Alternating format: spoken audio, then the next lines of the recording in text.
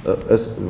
հիմնականում մեր երկրում խնդիրները հենց են սպառողական դաշտում, որ առաջի բանը որ փաստում ես մի անգամից վատն ես փաստում, բայց այդտեղ մենք մի հատ դրական կողմ կա, եկեք հենց փաստենք այդ դրական կողմը իր հետևանքով, հետո նոր անդրադառնանք չարածին, էլի։ Դաշտը ամբողջությամբ ազատականացված է եւ ազատականացվածությունը դաշտի բերել է այնպիսի մրցակցային իրավիճակի, որ երկրում տաքսին բավական մատչելի է։ Այսինքն եթե մենք տաքսու նվազագույն սակագինը համատում ենք թե հարևան երկրների, թե եվրոպական երկրների հետ, նաև սպառողական զամբյուղի ինչ-որ ապրանքների հետ ենք համատում, կամ ինչու՞ չէ, նաև հանրային տրանսպորտի հետ ենք համատում, տեսնում ենք, որ մեր երկրում տաքսին որքան մատչելի է։ Սա ազատականության դրական էֆեկտն է։ Բայց նույն ազատությունը մի հատ լավ սահմանում ունի։ Էլի ասում ազատությունը այն չէ, երբ անում ես այն, ինչ ուզում ես։ Ազատությունը այն է, երբ չես անում այն, ինչ չես ուզում։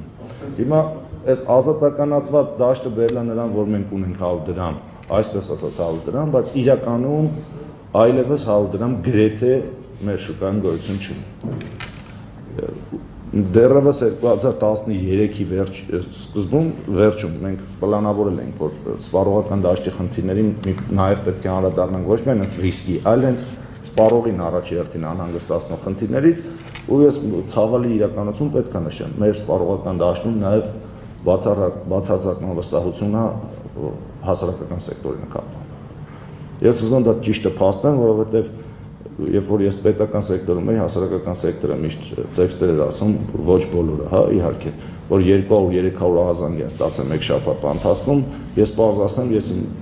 8 ամսվա ընթացքում, ընդ որում բավականին հանրային են գործել բաց ու թափանցիկ, առավելագույնը 100 ահազանգ ստացածել եմ 8 ամիս իրար հետ վերցրած։ Այսինքն տվյալ պարագայում մեզ մնում է ինքներս գնանք դեպի սպառողը, ոչ թե սպառողը գա դեպի մեզ։ Միգուցե սա իրականում ձևավորում է այդ վստահության մթնոլորտը շատացնում է ու տաքսի ծառայությունների մասով մենք ահազանգ ստացել էինք ընդամենը 2 անգամ, երբ ահավոր շատ էին ցանկացել գանձել, տեղում զանգել ենք սերվիսի հետ խնդիրը լուծել ենք, ասեցին պատժենք, արդեն բնականա չեն պատժելու, բայց այ երբ որ մենք ուսումնասիրություն արեցինք սպառողական դաշտում առկա խնդիրների, սպառողների գերակշռող մեծամասնությանը այս դաշտում այս խնդիրը այսօր անհանգստացնում է։ Եթե նկատած կլինեք, առաջին խնդիրը որ կա ազատականացված շուկայի, բայց անվերահսկելի շուկայի, նաև անմիջական բացասական ազդեցությունը այսօր տնտեսվարող սուբյեկտը առանց նախապես հայտարարագրելու ինչ գին ցանկանում են սահմանում։ Այսինքն այստեղ գալիս է մրցակցային խնդիր։ Եթե տնտեսվարողը սահմանում է 130 դրամ, ոչ մեկ իրան իրավունք չունի արգելի այդ 130 դրամը։ Բայց եթե բոլորի մոտ ֆիքսած է, որ այսօր տաքսու 1 կիլոմետրի արժեքը 100 դրամ է ու ինքը աշխատում է 130 դրամով, ամենաքիչը պետք է նախապես հայտարարագրի։ Հիմա ինչի չի հայտարարագրում, որտեղ դաշտը ազատականացված է ու այդ մրցակցային գինը, կայուն գինը 100 դրամ պատահական չի ձևավորվել։ Այդ գինը արդենից ձևավորված է ու նորմալ է։ Հիմա այստեղ խնդիրը որ ինչից է բխում խնդիրը։ Կա նորմալ իրատեսական գին, որը եկամուտ ապահովող գինը 100 դրամ 1 կիլոմետրի համար, ազատ մրցակցային դաշտը այդ գինը ուղղակի արմատացրել է, սպառողի մոտ այդ 100 դրամը արդեն ֆիքսված է ու բոլորը գիտեն որ դա այդպես է ու արդեն 100 դրամի հետ կապված տարբեր հնարքներ են գործում։ Ուրեմն այսօր արդեն Երևանում բազմաթիվ են այնպիսի տաքսիներ, որոնց մոտ 600 դրամի շեմը գերազանցում է 3 կիլոմետրից հետո անգամ։ Հանդիպում են նաև այնպիսի մեքենաներ, որոնց մոտ 2 կիլոմետրից են։ Ընդ որում, այո, մարքեթինգային իմաստով որոշակի կան, եթե տեսած կլինեք, հաշվիչները ունեն մի քանի ռեժիմ։ Նույն հաշվիչները իմիջիալից ասեմ, որ 5 ռեժիմի հնարավորություն ունեն, այսինքն ի սկզբանե կարելի է նրանց 5 ռեժիմ նրանց համար սահմանել, ու եթե մեկ անգամ ասեմ, 1-ից 5 կիլոմետրն է 600 դրամ։ Երկրորդ սեղմաժամանակ դառնում 1-ից 4-ը։ Հիմա կան այնպիսիք, որ երրորդ սեղմաժամանակ 1-ից 3 է դառնում։ Ընդ որում նույն տաքսի ծառայություններ կան, որոնք դրա մասին բարձրաձայն ասում են, որ եթե դուք զանգահարել եք մեզ, մենք ձեզ մեքենա ենք ուղարկել, այդ դեպքում 1-ից 5 կիլոմետրն է 600 դրամ, բայց եթե դուք փողոցից եք կանգնացրել, այդ դեպքում 1-ից 4 կիլոմետրն է դառնում 600 դրամ, չնայած թվում է թե լրիվ հակառակը պետք է լինի, որովհետև եթե զանգում ես տաքսի ծառայություն, մեքենան քեզ մոտենում է եւ կտրում է, ավելի ծախս է իրականացվում, ավելի շատ կիլոմետրի դիմաց ավելի քիչ ավարտում։ Եթե եկեք մի փոքրիկ զուգահեռ անենք ավելի պատկերավոր թվեր ստանալու համար։ Հիմնականում ուրեմն միջինացված սա որ ասում եմ մի քանի տաքսի ծառայությունների օրական միջինն է տատանումը ավելի շատ ամենաշատ երթերը լինում են մինչև 6 կիլոմետր 5-ից 6 կիլոմետր տատանումը էլ չեմ ասում եթե թաղամասային են օրինակ երրորդ մասում գործող տաքսիներ եւ այլն այնտեղ շատ ավելի շատ են լինում Շենգավիթ, Չարբախ կամ Երևանու ներսում այդ նման պատվերներն են թվով գերազանցում եւ եթե մենք համեմատում ենք հիմա տեսեք թե որքան է կազմում 1 կիլոմետրի գինը 5 կիլոմետրի համար որ սպառողը վճարում է 800 դրամ գերազանցումը 150 դրամ 1 կիլոմետր սա բացասական կողմերն են բայց հիմա տեսեք ինչ է լինում շատ հաճախ ասել եմ որ չի կարելի խոսել այնպիսի խնդիրների մասին, որոնք հետագայում կարող են բացասական ազդեցություն ունենալ։ Այսինքն խնդիրը իրական բացասական ազդեցություն ունենալ քաղաքացու վրա, մեր սպառողի վրա։ Այսինքն խնդիրն ունի կարգավորման անհրաժեշտություն, բայց անպայման պարտադիր է, որ այս կարգավորման գործընթացը պետությունն իրականացնի այնպես, որ ազատականացված շուկայի վրա բացասական ազդեցություն չունենա ու հակառակը գնանկման փոխարեն հերթական գնաճը մենք չունենանք երկրի ներսում։ Այսինքն տեսեք, ինչա պետք առաջի հերթին հասկանանք այս խնդիրը կարգավորելու համար, նոր անցնենք առաջ։ Պարզ ընթացակարգ, մի պարզ ընթացակարգ եւ ընթացակարգի նկատմամբ վերահսկողություն։ Կամայական տնտեսվարող սուբյեկտ, որը մատուցում է ծառայություն, տաքսի ծառայություն, պարտավոր է ի սկզբանե հայտարարել 1 կիլոմետրի արժեքը եւ նվազագույն կիլոմետրի քանակը։ Այսինքն օրինակ աշխատում է 1-ից 4 կիլոմետրը 600 դրամով, այնուհետև 1 կիլոմետրը 100 դրամով։ Սպառողը երբ որ օգտվում է ծառայությունից, ի սկզբանե ունի հնարավորություն ընտրելու։ Հիմա տեսեք, որ առաջ մենք նույն բանն արեցինք, փորձն արեցինք։ Կանոնած են 3 մեքենա, երբ օրինակ հրապարակում, հա, եւ ոչ միտեղ չենք զանգել։ Մենք մոտենում ենք, մեկը արտասահմանի 2013 թվականի մեքենա, մեկը սովետական 95 թվականի մեքենա։ Եթե այս երկու մեքենաները իրար հետ 100 դրամի տարբերություն ունենան, ես որպես սպառող չի բացառվում անվտանգությունից ելնելով վճարեմ այդ 100 դրամը կամ ինչ որ մեկը անգամ 200 կամ 300 դրամ վճարի։ Մյուսը ցանկանում է ոչինչ, անգամ տնտեսել այդ 100 դրամը։ Բայց ի սկզբանե մենք կամայական, օրենսդրական, իրավական դաշտ, երբ որ տեղայնացվում է, շատ կարևոր է որ հաշվի առնեն ազգային որոշակի մենթալիտետի որոշակի էլեմենտներ։ Այսինքն մենք բոլորս գիտակցում ենք, որ մեր սպառողը դուրը մեքենայի եթե բացեց նստեց, էլ չի ասելու կներեք ինչ արժի 1 կիլոմետրը, կներեք իսկ քանի կիլոմետրից, եթե հանկարծ ճշտի դուրը բացի իջնի, հա։ Քանի քաղաքացի ենք պատկերացնում, որ մեքենայի դուռը կբացի, եթե ճշտի որ 2 կիլոմետրից հետո 600 դառնա 700, ասի ներեցեք, ես տեղյակ չէի, խնդրում եմ կանգնեք իջնեմ։ Մենք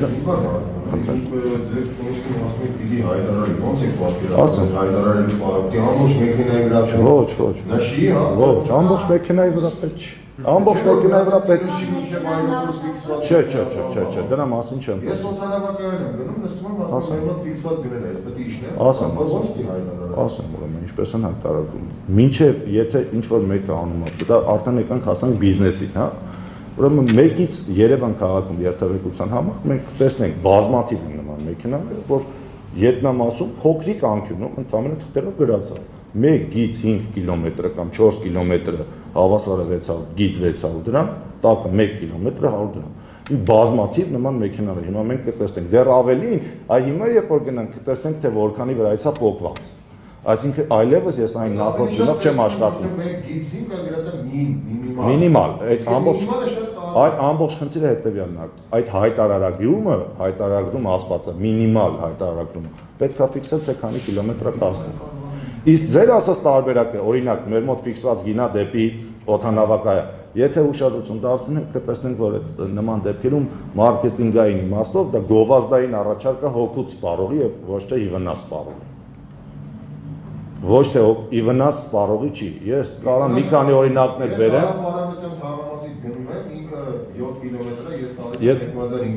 Ես ասեմ, ես չեմ ուզում հիմա բերեմ այնպիսի ծառայությունների օրինակներ, ովքեր անգամ հեռուստատեսային հարթակը օգտագործեցին գովազդի համար, որպեսզի հայտարարեն, որ Երևանի կամայական հատվածից մինչև այերոպորտ գործում է ֆիքսված 1000 դրամ սակագինը, 1000 դրամ գործում էր, այո, նման ակցիաներ եղել են, եթե ցանկանաք անունները կտամ, բայց չեմ ուզում ոչ մի տաքսու անուն տամ, հայտարարում եղել է հետագայում հետագայում անգամ եթե զանգում էր, ֆիքսում են, որ ներեցեք ուզում ենք ձեզ տեղեկացնենք, որ ջրվեժը Երևան չենք համա։ Այսինքն մասիվից 1000 դրամով տեղափոխում էին, դա մի քանի ամիս առաջ դեռևս գործում էր, այս բանը գործում է, թե չէ չգիտեմ։ Այսինքն, եթե մարդը խախտում է օրենքը եւ խախտում է, պետք է ենթարկվի համապատասխան պատասխանատվության։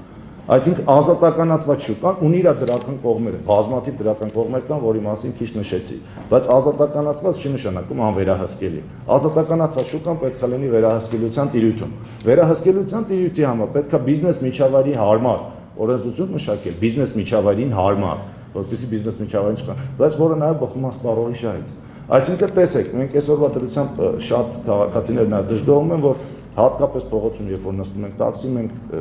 անխեցած ենք նստում, նախընտրում ենք այնպիսի մեքենաներ, որոնց վրա հայտարարագրվեցնի ինչ-որ մի հատ հեռախոսի համար եւ այլն եւ այլն։ Որպեսզի նման խնդիրներ չառաջանա, ընդհանրապես հնարավոր է մի հատ փոքրիկ էջիկ է, հա, ասենք, որի գինը կազմի օրինակ 300 դրամ կամ 500 տպող տպիչանը, որը փակցվում է, ամեն մեքենա կունենա իր համապատասխան համարը եւ կապված նրանց ինքը անհատ է, ինքը սերվիս է, ոչ մի այլևս տարբերություն քաղաքացու համար դա չի ներկայացնում։ Ընդ որում բիզնեսի համար ոչ մի ավելորդ խոչընդոտ չի ներկայացնում այս ամեն ինչը։ Եթե կոնկրետ 8 համարի մեքենան, հա, 8 կամ չգիտեմ 8743-ը, ուզում այդ թուղթը ստանա, առաջերտին պետքա ցույց տա հաշվի չունի, թե հաշվի չունի, պետքա ցույց տա այդ հաշվի չստուգա չափված է, թե հաշվի չստուգա չափված չի, եւ վերջ խնդիրը կարգավորված է։ Վաղը եթե ինչ-որ մի հատ քաղաքացի ունենա դժգոհություն, որ իրան 200 դրամ, 600 դրամ փոխարեն ցանկացել են 900 դրամ, կա մեղավոր կողմ, կա վերահսկող կողմ, կա պատասխանատու կողմ։ Այսօր սա չկա։ Ասեմ ինչի խնդիր է, հիմա դրան ուզում եմ անդրադառնալ, սա արդեն երկրորդ կետն է։ Մի տաքսիով գնում ես 1 կիլոմետր, ասեմ շեղման չափ գոյություն ունի, հենց դրա մասին ուզում էի խոսել։ Ուրեմն շեղման չափին ես այդտեղ արդեն որոշակի իմաստով կմտնենք բիզնես միջավայրի համար անհարմարավետության դաշտ, եթե շատ խիստ դրվեն ի սկզբանե կանոնները։ Միշտ չի որ սպառողի շահից է բխում, որ ամեն ինչը մաքսիմալ խիստ է դրած լինում, ասեմ ինչու։ Ուրեմն տեսեք ոնց է իրականում հաշվիչը մեքենայի կիլոմետր ասվածը աշխատում։ Շրջապատույտներով եւ շրջանագծի երկարությամբ, հա, որը 2 PR է, հավասար շրջանագծի երկարությամբ ենթադրենք, չգիտեմ, 195 անվատողի պարագայում մոտավորապես 11 պատույտը կազմում է 1 կիլոմետր։ Ուրեմն նորմայից մի փոքր ավելի փոքր կան անվադողեր եւ նորմայից մի փոքր ավելի մեծ անվադողեր, բայց ընդհանուր իմաստով սա չի կարող գերազանցել 5-ից 7%, այսինքն 5-ից 7%-ի պարագայում 5 կիլոմետրի վրա մոտավորապես կկազմի 250 մետր։ Այո, ինքը հետաքրքրվել է ոչ թե դրա միացված, այլ տախոմետրի, յուրաքանչյուր մեքենայի համար առանձին անգամ տախոմետրի պարագայում, անգամ տախոմետրի մեքենայի, ոչ հաշվիչների պարագայում, անգամ տախոմետրի պարագայում են, որ ես քիչ առաջ ասում եմ, բնական շեղումը մինչև 5%։ Նորմալ, այսինքն եթե մենք հիմա գնանք մեքենայի միանշանակ ես ձեզ կասեմ, որ եթե հիմա գնանք նույն էքսպերիմենտն անենք, տարբեր չափերի անվադողեր տեղադրենք նույն մեքենայի վրա, ուստուգենք մենք տախոմետրը կտեսնենք, որ Բելազի մասին չի խոսքը։ Բելազի մասին ես չեմ խոսում։ Ես ասում եմ, եթե Բելազի վրա դնենք իր նորմայից նախատեսված փոքր չափի անվադող։ Ես դրա մասին եմ ասում ընդհանուր։ Ասեմ, որովհետև եթե մենք ստեղ այդ 5%-ի շեղումը, 5%-ի շեղումը, դա նորմալ է, բայց իրականում ստեղ խախտվում է օրենքը ու ասեմ, թե ոնց է խախտվում օրենքը։ Այդ 5% շեղումը սպառողի մոտ էական դժգոհություն երբեք չի առաջացնի, որպեսզի մենք ֆիքսենք, որ եթե 06-ի կամ BMW-ի համար նախատեսված է 95 անվադողը երբեք 87 կամ 102 չդնենք։ Դա արդեն խանգարենք բիզնեսին։ Բայց սակայն շատ կարևոր է, որպեսզի այդ նույն հաշվիչները, որոնք կան, հաշվիչները ծրագրավորվում են։ Այսինքն հաշվիչին ընդհանրապես տալիս են ծրագիր, որպեսզի 7 ապարոտը համարի 1 կիլոմետր, ու ինքը սկսում է 750 մետրը ֆիքսել մի կիլոմետր։ Ահա այստեղ գալիս է արդեն խախտումը, որովհետև այդ 5% տեսանելիությունը գրեթե անտեսանելի է մեր համար ու այդ էական գումար չի կազմում։ Էական գումարը մինչև 2 կիլոմետր շեղումը տալիս է, երբ որ հաշվիչը ծրագրային սխալ արված լինում եւ ոչ թե ստանդարտից նախատեսված անվադողը մի փոքր է լինում, հա։ Իսկ այդ ծրագիրը ով է տալիս։ Մենք հասկանանք տնտեսվարող սուբյեկտն է, բայց այս պահին տեսեք, խնդիրներ կան։ Ես միշտ ասել եմ, որ սա մեր բոլորիս գործառույթ է, կարծում եմ նաև էլի, ոչ միայն մերը որպես հասարակական կազմակերպություն։ Մենք պետք է ոչ միայն մեղավոր հասկանանք ովքեր են, այլ պետք է հասկանանք մեխանիզմ, որ արդյոք հնարավոր է այս խնդիրներից խուսափել։ Հիմա տեսեք, նույն տնտեսվարող սուբյեկտը, որը խախտել է օրենքը, նույն տնտեսվարող սուբյեկտը, որը խաբել է երկար տարի սպառողին, ինչ պատասխանատվության է այսօր ենթարկվում մեր օրենսդրությամբ։ Արդյոք մենք ունենք տնտեսական մրցակցության պետական պաշտպանության հանձնաժողովի մի քանի խոշոր ընկերություններ նախ զգուշացրին, սկսենք դրանից, որ զգուշացրին։ Այսինքն արդյոք տնտեսվարող սուբյեկտներն իմացան որքան է կազմելու տուգանքը։ Հələ չեմ ասում տնտեսվարող սուբյեկտները, դուք լրագրողներով որքանով ես եմ հիշում ներկա եք եղել այդ հանդիպմանը, որտեղ տնտեսվարողներին ասվեց, որ ձեզ ներում ենք, ձեր մոտ կազմում 150, 170 կամ 200 դրամ, այս մի անգամ ներում ենք, մյուս անգամ չենք ներելու։ Որ տնտեսվարող սուբյեկտն իմացավ որքան է կազմելու իր պատասխանատվության չափը։ Մեկ մեքենայի համար շրջանառությունով գումարած դրան անհատ տաքսին, որը տաքսու վարորդը, որը ոչ մի սերվիս չի ներկայացնում, ինքը իր համար ինքնամիքի գերությունը պահում է դրանով։ Արդյոք նրա համար սերվիսի համար նույն վարչական պատասխանատվությունն է։ Արդյոք նրա եկամուտները հնարավոր է պարզնել, որ դրա համար շրջանառության տոկոսով նրան տուգանա։ Պետք է ունենալ հստակ վարչական պատասխանատվության ենթարկելու կարգ։ Իմիջիալից ես կողմ կլեմ, որ պատասխանատվությունը կազմի մեծ վարչական։ Բայց մի դեպքում մեծ կազմի, եթե պետությունը բիզնեսի համար ստեղծել է անխոչնդոտ բիզնես միջավայր ձևավորելու հնարավորություն։ Այսինքն, եթե տնտեսվարող սուբյեկտը գալու է ասի, գիտեք, ես մինչև գնում եմ մի հատ իմ հաշվիչը ստուգաչափում եմ, ծախսում եմ 50-60 հազար դրամ ու ապացուցում եմ, այս դեպքում պետությունը պետք է մտածի ինչպես անի, որ տաքսու վարորդը կարողանա հեշտությամբ գնալ իր հաշվիչը ստուգաչափել, ինչպես գնալ հեշտությամբ ձեռք բերել այն համապատասխան փակցնելու համար, հա, պոստերները կամ չգիտեմ ինչ կորոշի պետությունը։ Իհարկե դժվար չի։ Բավականին հեշտ ասեմ ինչու՞ է կանում խնդիրը։ Խնդիրը կարելի է հայտնաբերել։ Առաջի անգամ նախազգուշացրել են, բայց միևնույնն է շարունակում են, հա։ Իհարկե։ Տաքսիներն այնքան շատ են։ Տաքսիները շատ են։ Ամբողջ խնդիրը հետա, որ պետք է վերահսկվի եւ ի վերջո պետք է մշակվի համապատասխան կարգ։ Ուրեմն դա վերահսկողը կլինի տրանսպորտի նախարարությունը, թե տնտեսական մրցակցության պետական պաշտպանության հանձնաժողովը, մեր համար, թե ձեր համար որպես հասարակական սեկտոր, ձեր համար որպես զանգվածային լրատվական միջոց։ Ամենևին նշանակություն ունի տուգանողը ով է։ Նշանակություն ունի մի բան, գոյություն ունի պետական մարմին, որը իրականացնում է գործառույթի նկատմամբ վերահսկողություն, որի նկատմամբ մենք կարող ենք իրականացնել յուրատեսակ վերահսկողություն։ Այսօր լիարժեք ֆունկցիաներով եւ կարգավորված պատասխանատվություն առաջ։ Պահանջել չկա, լիարժեք պահանջ չկա, ու կմնաց պատասխանատվություն լինի։ Իսկ այդ լիարժեք պահանջների բացակայությունն էլ եւ պատասխանատվության բացակայությունը վերել է այսօրվա վիճակին։ Ընդ որում առանց այս երկուսի ներդրման երբեք այս վիճակը չի շտկվի։ Ընդ որում կրկին անգամ եմ ուզում շեշտել, որ այս գործընթացը պետք է իրականացնի խիստ պրոֆեսիոնալ կերպով, որովհետև եթե այստեղ մի փոքր անզգույշ անփույթ գործողություններ ենք իրականացնելու, մենք ստիպված ենք լինելու փաստել բնավ վատ երևույթ էական գնաճ։ Այսինքն նույն գործընթացը եթե պրոֆեսիոնալ չիրականացվի, եթե լրացուցիչ քաշքշուկներ լինեն, տնտեսվարող սուբյեկտը գնալով ուղղակի սկսի աշխատել 1 կիլոմետր 150-ից մինչև 200 դրամ։ Սա կանխելու համար այս ազատականացված միջավայրին պետք է միջամտել միայն լավ իմաստով, ոչ թե վատ իմաստով, որովհետև եթե մենք իրան նույն հանրային տրանսպորտը ենք համեմատում, միջազգային փորձ ենք համեմատում, տեսնում ենք, որ մեր երկրում այս ազատականացված շուկան իր դրական կողմերն արդեն ունեցել է։ Հիմա իրենց գործողություններին պետք է միջամտել այնպես, որ սպառողը ի վերջո դրանից չտուժի։